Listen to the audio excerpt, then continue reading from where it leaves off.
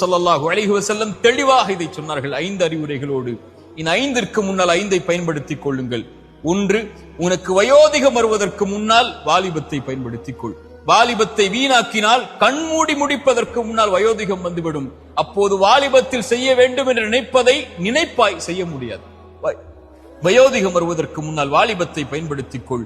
உனக்கு நோய் வருவதற்கு முன்னால் சுகத்தை தேடிக்கொள். உனக்கு ஏழ்மை வருவதற்கு முன்னால் உன்னுடைய செல்வத்தை பயன்படுத்திக் கொள்.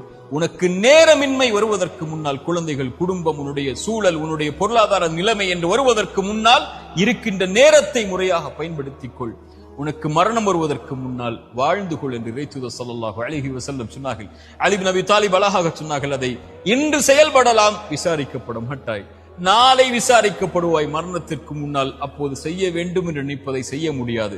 இந்த அறிவுரைகள் எல்லாம் எமக்கு சொல்வது இந்த நாள், இந்த நிமிடம், இதுதான் நமக்குரியதை தவிர எதிர்காலமோ